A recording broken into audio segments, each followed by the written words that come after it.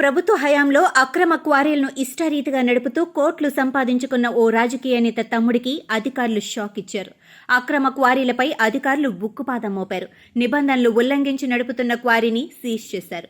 సంగారెడ్డి జిల్లా పటాన్చెరు మండలం లగ్డారంలో అక్రమ క్వారీలపై ఉక్కుపాదం మోపుతున్నారు. లగ్డారం గ్రామంలోని సర్వే నెంబర్ 738లో నిర్వహిస్తున్న సంతోష్ శాండ్ గ్రానైట్ సప్లై క్వారీని జిల్లా టాస్క్ ఫోర్స్ అధికారుల కమిటీ సీజ్ చేసింది. కేంద్ర డైరెక్టర్ ఆఫ్ మైన్ సేఫ్టీ పర్యావరణ కాలుష్యం ఇచ్చిన నిబంధనలకు విరుద్ధంగా క్వారీ నడుపుతున్నారని సీజ్ చేశారు. పర్మిషన్కు సంవత్సరం క్రితమే ఇచ్చిన కాల పరిమితి అయిపోవడంతో చర్యలు తీసుకున్నామని ఆర్డీఓ రవీందర్ రెడ్డి తెలియజేశారు. త్వరలోనే లగ్డారంలోని క్రషర్లు క్వారీలపై నివేదిక ప్రభుత్వానికి అందిస్తామన్నారు. కాగా సీజ్ చేసిన క్వారీ మధుసూదన్ రెడ్డికి చెందినదిగా విచారణలో అధికారులు గుర్తించారు. నిబంధనలకు విరుద్ధంగా క్వారీలను నిర్వహిస్తే కఠిన చర్యలు తీసుకుంటామని అధికారులు హెచ్చరించారు.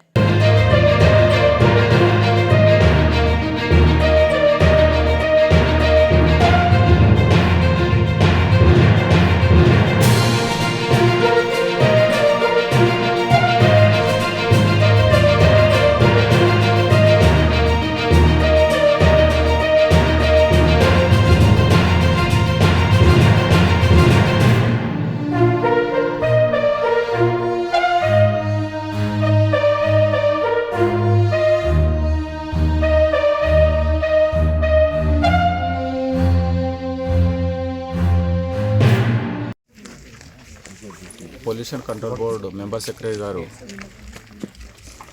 గత సంవత్సరం మార్చిలో క్లోజింగ్ ఆర్డర్ ఇచ్చారు సంతోష్ గ్రానైట్ సంబంధించి. దీని ఓనర్ ప్రొపరేటర్ గూడ మధుసూదన్ రెడ్డి గారు. దాని గురించి ఈరోజు pollution control board executive engineer, AD mines అధికారులు, స్థానిక స్థానికులతో పాటు వచ్చి దీన్ని సీజ్ చేయడం జరుగుతుంది పోలీసు వారి యొక్క సహకారంతో. పొల్యూషన్ కంట్రోల్ బోర్డు సంబంధించినటువంటి నియమ నిబంధనలు పాటించని కారణంగా సీజ్ చేయడం జరుగుతుంది. అదేవిధంగా mine safety director of mine safety వాళ్ళు కూడా ప్రోహిబిటరీ ఆర్డర్స్ ఇచ్చారు. వర్కర్స్కి ఇది పనిచేయడానికి అనుకూలంగా లేదు, అవన్నీ రెక్టిఫై చేసేంత వరకు ఇక్కడ ఎటువంటి ఆపరేషన్ చేయకూడదని కూడా ఆర్డర్స్ ఇవ్వడం జరిగింది. దాన్ని ఫాలో అప్గా ఈరోజు సీజ్ చేయడం జరుగుతున్నది. అందరూ మైన్స్ యొక్క యాజమాన్యానికి అందరికీ ఒకటే విన్నపం, నియమ నిబంధనలకు అనుసరించి వర్క్ చేసుకోండి, కండిషన్స్ను వైలేట్ చేయకూడదు. చేసినట్టయితే చట్ట ప్రకారం చర్య తీసుకోవడం జరుగుతుంది. దాదాపు 42 మైన్స్ వరకు పనిచేస్తున్నాయి.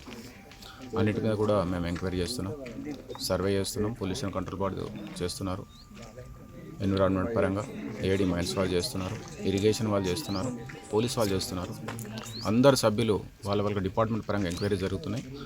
అన్నీ ఒకసారి కన్సాలిడేట్ చేసిన తర్వాత ఒక కాంప్రహెన్సివ్ యాక్షన్ తీసుకుంటాం.